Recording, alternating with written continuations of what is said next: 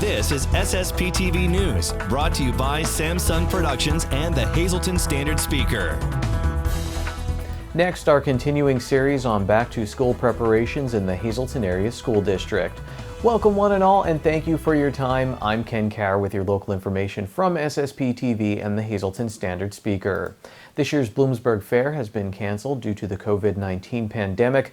A release says the decision was made by the board of the Bloomsburg Fair Association after much deliberation and concerns from the local community and local government. It goes on to say they don't wish to put anyone in jeopardy in order to open the gates.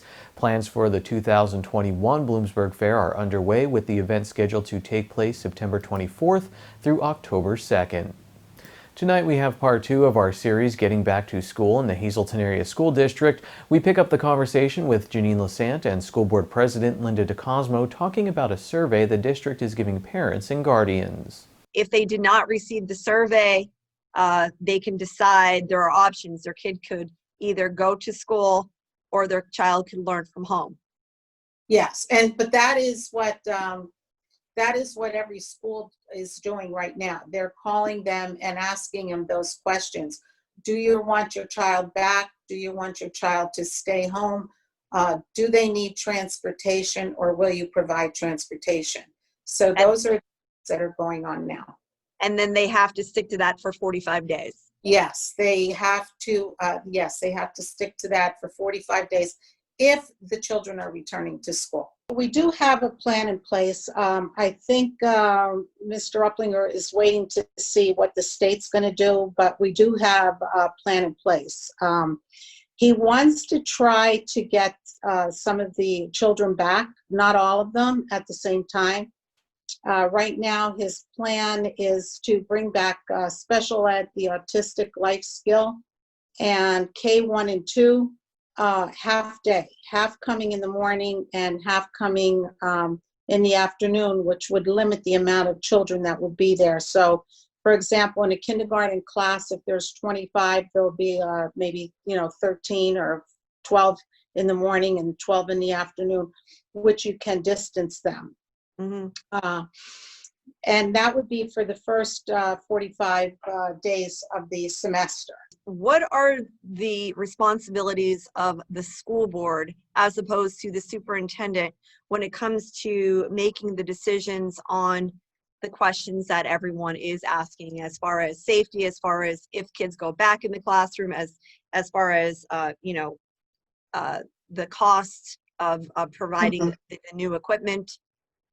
Yeah, we sort of discussed that at our last executive session, and I think first of all, the safety of the children, the staff, everybody involved is our top priority. So we will be looking at that. We will be looking at what would be feasible and the best way for our children, whether they return, our staff, and so forth. And cost-wise, we have that care funding that we have to spend on anything that we need. So if there are things that need to be provided, we certainly will provide them. So we are on board with the superintendent and with everyone, and we'll make the decision as to what's appropriate for the kids. Yeah. Lots of questions with 12,000 students. I know. Individualized questions. How do people get in contact with whatever specific department they need? Questions as to, I didn't get the survey, I didn't get a phone call, will there be busing? Are children going to be taken care of with special needs? If they did not get a phone call, they are to call the school that the children are enrolled in.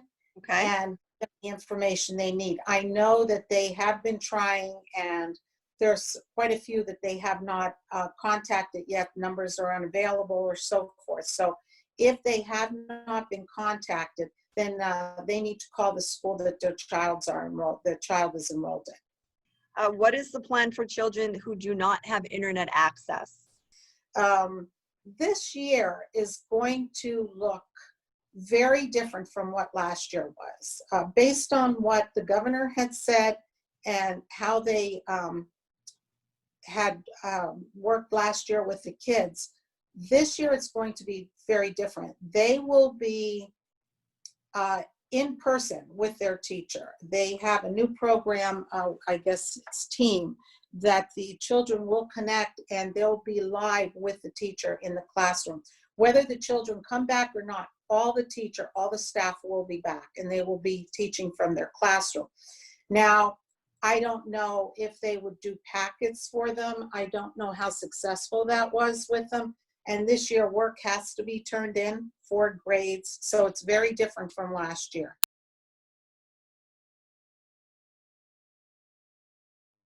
And also on our YouTube channel. On Thursday, we have part 3 of this series, and it will feature Hazleton Area School District Superintendent Brian Uplinger.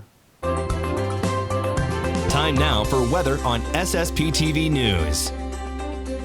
Everyone happy with the Wednesday weather? Let's take a look at how the rest of the week is shaping up. Here's our forecast from the National Weather Service.